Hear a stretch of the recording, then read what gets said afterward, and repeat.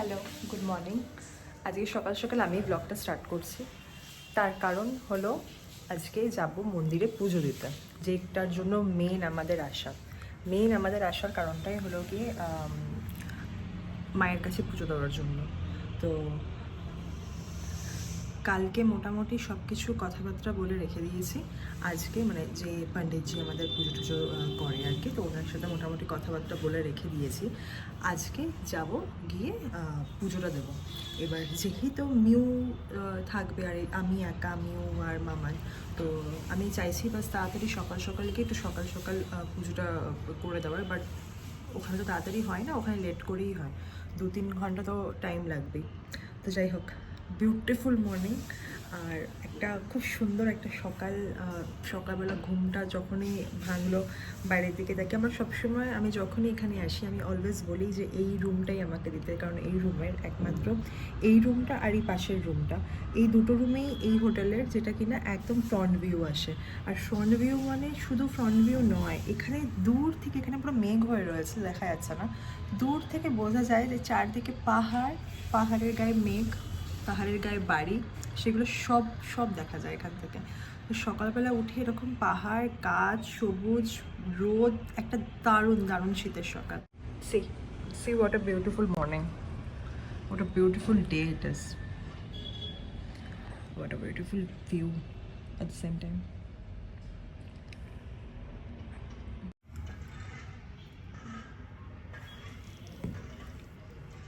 মামারা স্নান করে চলে আসছে, ও রেডি হবে এবার। ও রেডি হলে আমি মোটামুটি মিউয়ের খাবারগুলো ফার্স্ট রেডি করে নিই, তারপর মিউকে তুলে মিউকে রেডি করে নেবো। তারপর আমরা একদম রেডি। বাট বাইরে না, আমি এটা গুয়াহাটি না, একটা জিনিস, একটা মানে অবভিয়াসলি সবার তো সব কিছু ভালো হয় না। আসাম গুয়াহাটিতে যারা থাকে তারা আমাকে বলবে, জানাবে যদি কেউ থাকো তোমরা। আমি জানি অনেকে ব্লগ দেখে আসাম থেকে। তো এখানকার ওয়েদারটা যেটা, দিনের বেলায় মারাত্মক গরম। আমি যখন কালকে ফার্স্ট টাইম আমি যখন নামলাম গুয়াহাটিতে, যখন আমরা ল্যান্ড করলাম প্লেন থেকে বাইরে বেরিয়ে, আমার মনে হচ্ছে গায়ে ফোসকা পড়ে যাবে। মানে কলকাতায় যেখানে ঠান্ডা ঠান্ডা আমরা দেখে এসেছি, বাট গুয়াহাটিতে দিনের বেলা মারাত্মক গরম। ট্রাস্ট মি, আমি নর্মাল এই শলের এই সালোয়ারটা পরে আছি এখন, আমার বেশ গরম লাগছে। আমি ভাবছি তো 2 বোনের একটু আউটফিটটা চেঞ্জ করে দেবো। আমার মনে হচ্ছে উপরে এত মোটা জ্যাকেট পরতে লাগবে না মামার। আমি ভাবছি তোদের আউটফিটটা চেঞ্জ করে দেবো, তারপর আমিও এই মোটা শলটার সাথে আর এক্সট্রা কোনো কিছু ক্যারি করব না বলেই ভাবছি, কারণ বাইরে ভালো গরম আছে। এই গাইজ, আমি প্রায় রেডি হয়ে গেছি। এই যে একটা টি শার্ট আর কার্ডিগান, পরে দেখাচ্ছি কি পরেছি। পুরোটা স্নান করে বেরিয়ে রেডি হয়ে গেছি। আর এখানে বোন বসে আছে, বসে সবে ঘুম থেকে উঠে এখন জিম খাচ্ছে। এখন কিছুক্ষণ জিম খাবে, তারপর মা ওকে রেডি করাবে, একটু খাবে, দেন মা ওকে রেডি করাবে, দেন আমরা বেরোবো। খাওয়া হয়ে গেছে? দেন আমরা বেরোবো। আমার চুলটা জাস্ট একটু বেঁধে নিতে হবে। হাই একটা বেরুনি করে নেবো ভাবছি, মানে এখান থেকে বেরুনি করে নেবো। দেন ওকে, আমার একটু ঠান্ডাও লেগে গেছে, যাই হোক। ইয়েস, ম্যাম জামা পরে নিয়েছে, মিউ ম্যামের হুডি, আর কি এটা লেগিংস পরেছে, হুডি আর লেগিংস। সকালবেলা মিউ আজকে গুড গার্ল, গুচু মিউ আজকে মোটামুটি গুড গার্ল, এখন অবধি সেমি গুড গার্ল। দেখা যাক পুরো গুড গার্ল হচ্ছে কি না হচ্ছে। অ্যান্ড এদের এখানকার খাবার, ট্রাস্ট মি গাইজ, প্রত্যেকবার আমার এদের খাবারটাতে একটু সমস্যা হয়, বা জানি না, আমরা বাড়িতে একটু নরম ভাত খাই বলে এখানে শক্ত ভাত খাই। এখানে এতটা এটা না মনে হয় চালটাকে গরম জলে দিয়ে নামিয়ে দেয়, গরম জলে চাল দিয়ে ভাত ওটা নয়, এত শক্ত বাপের জন্য অত শক্ত ভাত, চালই থাকে ভাত, চালই থাকে ভাতটা। চাল কালকে দুপুরের ভাতটা মানে গলে গেছিল, আমি তো ভাবলাম মানে বাপ এটা খাবারের কোয়ালিটি চেঞ্জ করে দিয়েছে। দুপুরের ভাতটা খুব ভালো ছিল, কিন্তু বাকিটা তারপরেরটা যেটা খেয়েছি আমরা, ব্যাস। রাত্রেবেলা তো আমার মনে হচ্ছিল যে আমার অ্যাসিডিটি হয়ে গেছে, আমি তো ভাবলাম তাই ব্যাস গেল। এখন ফিলহাল ঠিক আছে, একটু দেখা যাক। ভালো লাগতো তোমাকে এই সালোয়ারটা পরে। ফাইনালি আমরা বেরিয়ে গেলাম। এই যে এখানে মিউ, পকি পকি টুপি পরে রেডি, মামান রেডি, আমি রেডি। এই যে এটা আমাদের আজকে ফাইনাল লুক।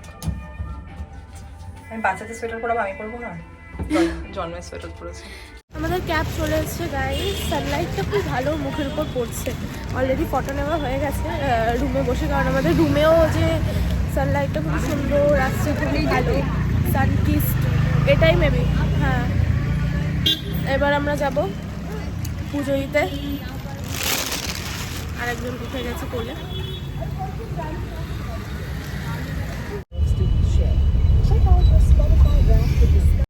হ্যাঁ, বেরিয়ে গেছি মন্দিরের উদ্দেশ্যে, এখন যাচ্ছি। বেশিক্ষণ লাগে না এখান থেকে, আমাদের হোটেল থেকে 10-15 মিনিট টাইম লাগে। মেন হলো কি এই রাস্তাটাতে একটু জ্যাম থাকে, তো তার জন্য একটু টাইম লাগে, হয়তো একটুখানি টাইম লাগে। বাকি তো পাহাড়ে উঠে গেলে তার কোনো টাইম নেই। দেখাবো আজকে পাহাড়টা কীরকম কি। আমি বহুবার দেখিয়েছি, বহুবার এসেছি, বহুবার দেখিয়েছি, বাট তাও আর একবার আজকে যখনই যাই তখনই মনটা খুব খুব ভালো হয়ে যায়। যেমন একটু শারীরিক কষ্ট আছে, বাট মা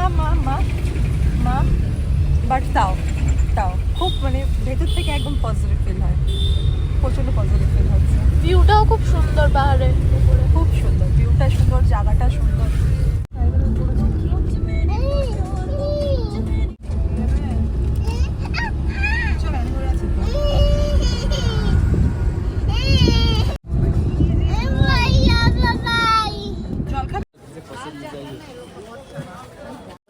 नारियल एक दे दीजिए,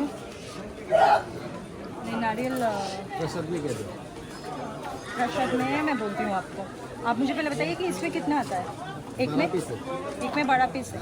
मैंने छापा ना बोतल कटा निकाल दो। अरे थोड़ा माला ये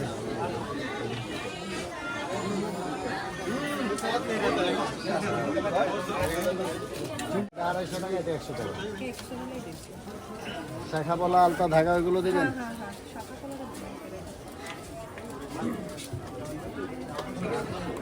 धागा दिया और फूल का माला दे दीजिए।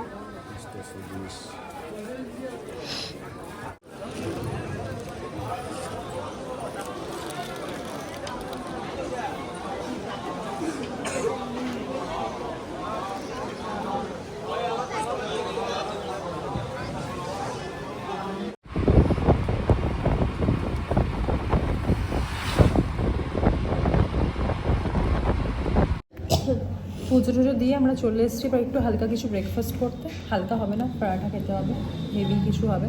ভেবেছিলাম ব্রেড অমলেট খাবো, বাট ব্রেড অমলেট যেই দোকানটাতে খাই সেই দোকানটা বন্ধ না, সেই দোকানটাতে কাজ হচ্ছে। এই যে এটা আমাদের আলু পরোটা, ডিমের অমলেট। সেম মায়েরও এখানে এসছে। ভালো না?